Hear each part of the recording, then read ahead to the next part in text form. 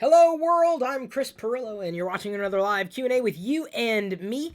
And I love doing these, if only because you keep asking me questions. So thank you for asking me questions as we see them. And as I can respond, I may end up doing a deep dive into a question that you ask me. So keep asking those questions beyond the 2 AMAs that we do for you every week. Today's topic for the Q&A video is, are you reading the new Guardians of the Galaxy comic? Well, the answer is yes, and also kind of no, because when someone asked me if I was reading the comic, I didn't realize they were talking about the new Guardians of the Galaxy comic. I thought they were talking about the original, upon which the movie was based. And I loved the movie. It was probably one of my favorite comic book adaptations, going from a comic book series to movie of all time. As far as I'm concerned, it really set a new standard. There's before Guardians of the Galaxy and after Guardians of the Galaxy. Of course, I've really appreciated just about everything that Marvel Studios has touched.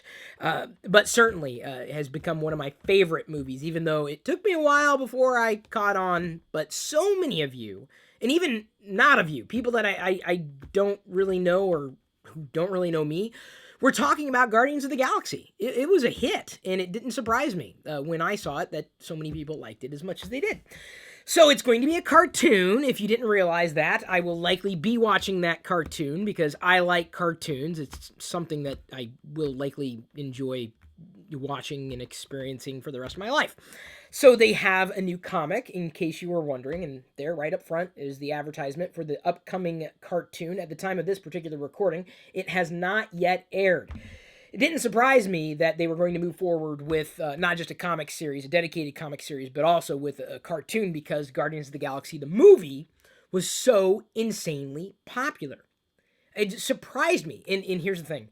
Not that I'm trying to get my wife in trouble, but she has not yet seen the movie.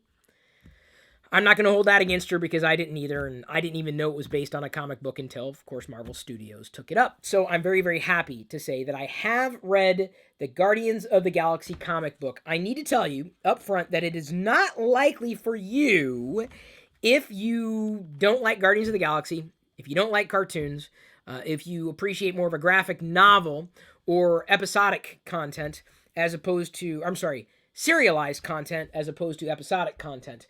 In this particular comic, the first comic has 2 different stories in it. So I'd expect that moving forward, each Guardians of the Galaxy comic is going to have 2 stories. Stories that you can pick up and put down if you understand the characters.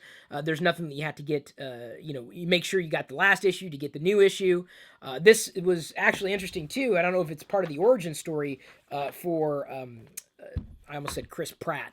This is not Chris Pratt here. The origin story for Star-Lord is actually a part of this comic. And I thought that was kind of neat because I assume that since it's from Marvel, and this is kind of a, I don't know if it's a reimagining of that universe, but it's a 001 geared really towards a younger audience, most likely, if you're going by age as a number. I don't know if as many adults are going to like this, unless, of course, as I said, you enjoyed the Guardians of the Galaxy movie. And I did. So I enjoy these types of comics every so often. I also enjoy comics like... I can't believe I'm about to say this, but like my dad, Donald Duck, Uncle Scrooge, Disney comics, because I grew up with those.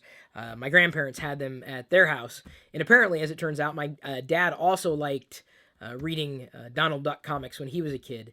And so I gave him a little surprise gift of I guess it was a compendium of sorts, old comics collected into a series of volumes in a set that basically had the original stories and the original art in a book, in a bound book with several stories over and over and over again. So I enjoyed these types of comics when I was a kid, episodic, not serialized, so I could pick it up, put it down, and enjoy the next comic without having much context to the previous comic, apart from a character introduction and maybe a few minor things here and there. But I really did enjoy this comic.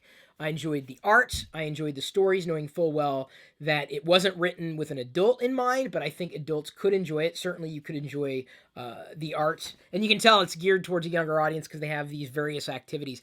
I don't even know if I could get these activities correct. I'm not a Captain America aficionado, and I would have guessed D on how many, or which shield matches Captain America's exactly. See, I knew it had a star in the middle and then rings, and I'm pretty sure it's D, but I don't know. And I tried looking on the back cover, and that didn't help me at all. because that's Spider-Man, who is, by the way, and I talked about this a while ago, he is going to be making it into the MCU at some point in the future, and that's kind of exciting because for the longest time he's really been the property of Sony, and I didn't realize how much Marvel had been split apart. Apart from knowing that Fantastic Four and that series of movies just felt different from the other movies that I'd experienced with Marvel characters. Marvel Studios, as far as I'm concerned, has done an amazing job. Enough that I was willing to drop a couple of bucks on the Guardians of the Galaxy comic book, and I may continue to get it, if only because this is something that could be timeless, certainly, and something that I can hand to Jedi when she's ready to start reading, and if she happens to watch the movie or like the movie or be interested in various characters, including Gamora, who I think is an amazing role model for a female, or hell, or amazing role model, period. Even though I don't know if I identify with any of these characters, my favorite. Have I said this before? Even though I've collected the Groot bobblehead, or I guess dancing Groot bobblehead, I happen to be a fan of Rocket. I like Rocket. I don't know. It's his attitude. I like his attitude. He's fun and he's short. So I identify. If I have a Guardians of the Galaxy, I identify with it's Rocket. Even though Groot is the most popular, he had the best lines in the movie, no doubt about it. So, yes is the answer to the question. I am curious to know if there are any other comic readers in our community. Which comics would you recommend that I pick up next, if only because I am interested in what you have to say, what you have to experience. And I know I'm not the only person who enjoys this kind of stuff for entertainment.